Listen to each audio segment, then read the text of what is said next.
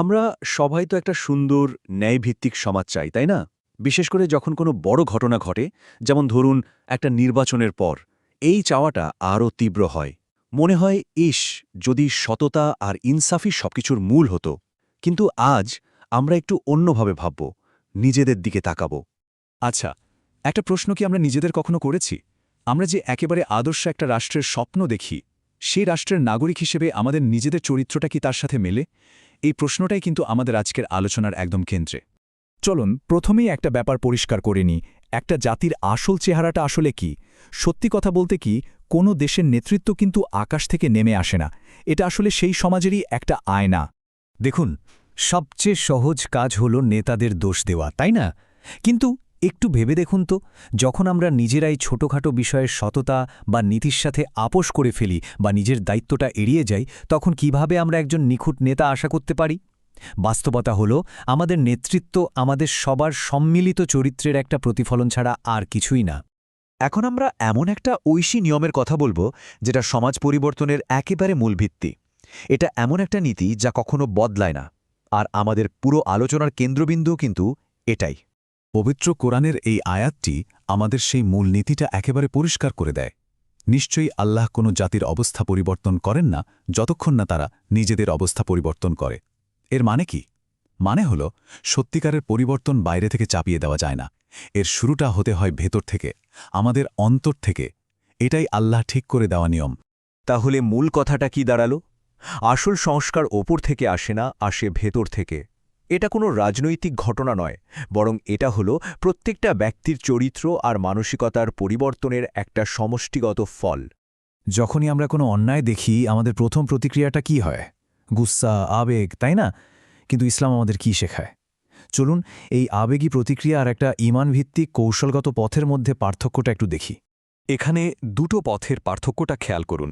একদিকে আছে শুধু ক্ষোভ, রাগ আর তাৎক্ষণিক প্রতিক্রিয়ার পথ, আর অন্যদিকে নবীদের দেখানো পথটা আমাদের শেখায় ব্যক্তিগত দায়বদ্ধতা, ধৈর্য এবং দীর্ঘমেয়াদী পরিকল্পনা। ইসলাম কিন্তু ক্ষণস্থায়ী আবেগের চেয়ে টেকসই চরিত্র গঠনের ওপরে অনেক বেশি জোর দেয়। আর এই ব্যক্তিগত দায়িত্বের কথাটাই কিন্তু রাসূলুল্লাহ সাল্লাল্লাহু আলাইহি ওয়াসাল্লাম একটা হাদিসে খুব সুন্দর করে বুঝিয়ে দিয়েছেন।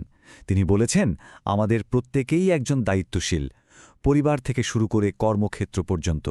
আমাদের কাজ শুধু আবেগ দেখানো নয়, বরং নিজের দায়িত্বের জায়গায় ন্যায় আর সততা প্রতিষ্ঠা করা। বিপ্লব শব্দটা শুনলেই আমাদের মাথায় কি আসে? ভাঙচুর, বিশৃঙ্খলা, তাই না? কিন্তু সত্যিকারের বিপ্লবটা আসলে তার চেয়েও অনেক গভীর। এটা একটা আধ্যাত্মিক এবং বুদ্ধিবৃত্তিক রূপান্তর। ইসলামের সবচেয়ে বড়, সবচেয়ে জরুরি বিপ্লব হল জিহাদুন নাফস, মানে নিজের ভেতরের সংগ্রাম। নিজের লোভ, রাগ আর অসততার বিরুদ্ধে যুদ্ধ। এই আত্মশুদ্ধির সংগ্রামটাই একটা ন্যায়ভিত্তিক সমাজের আসল ভিত্তি তৈরি করে দেয়। এর সবচেয়ে সেরা উদাহরণ তো আমাদের নবীর সাল্লাল্লাহু আলাইহি ওয়াসাল্লাম জীবনী। ভেবে দেখুন তো, মক্কায় দীর্ঘ ১৩টা বছর তিনি কি করেছিলেন? তিনি কিন্তু কোনো রাজনৈতিক ক্ষমতা দখলের চেষ্টা করেননি।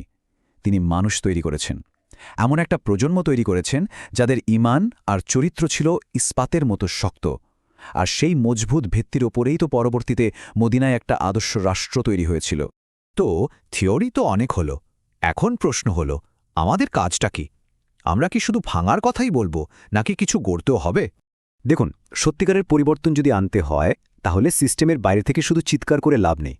স্থায়ী সংস্কার তখনই সম্ভব যখন সমাজের প্রত্যেকটা গুরুত্বপূর্ণ প্রতিষ্ঠানে সৎ, যোগ্য এবং আল্লাহভীরু মানুষ ঢুকবে এবং ভেতর থেকে অন্যায়কে রুখে দেবে। এটাই অনেক বেশি কার্যকর পথ। তাহলে আমাদের তরুণ প্রজন্মের লক্ষ্য কি হওয়া উচিত?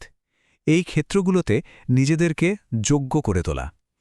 ভাবুন তো, যখন প্রশাসন, আইন, অর্থনীতি আর শিক্ষা ব্যবস্থায় ন্যায় বিচার বা আদল আর বিশ্বস্ততা বা আমানা ধারণকারী মানুষরা থাকবেন, তখনই তো সত্যিকারের পরিবর্তনটা শুরু হবে, তাই না? আর হ্যাঁ, একটা কথা মনে রাখতে হবে, এই রাস্তাটা কিন্তু কোনো শর্টকাট না। এটা একটা দীর্ঘমেয়াদী, টেকসই পরিকল্পনা, যা আমাদের ভবিষ্যৎ প্রজন্মের জন্য একটা সুস্পষ্ট পথ তৈরি করবে।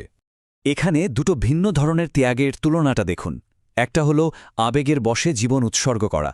এটাকে হয়তো অনেকে খুব বীরত্বপূর্ণ মনে করতে পারে, কিন্তু এর ফল কি হয়?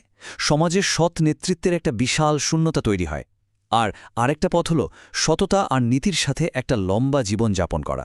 এটা একটা কৌশলগত কাজ যা ভবিষ্যৎ প্রজন্মের জন্য যোগ্য নেতা তৈরি করে। এটা একটা গভীর প্রশ্ন।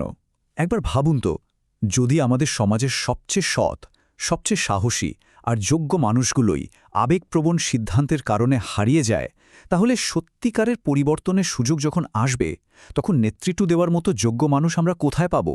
আমাদের অবশ্যই দীর্ঘমেয়াদী চিন্তা করতে হবে। আর এটাই হলো আমাদের আজকের আলোচনার চূড়ান্ত বার্তা। বিপ্লব মানে শুধু জীবন দেওয়া নয়, বরং সততা, জ্ঞান এবং চরিত্রের সাথে একটা জীবনযাপন করা। আসুন আমরা নিজেদেরকে তৈরি করি, সমাজকে গড়ে তুলি, কারণ এই পথেই সত্যিকারের এবং স্থায়ী পরিবর্তন আসা সম্ভব।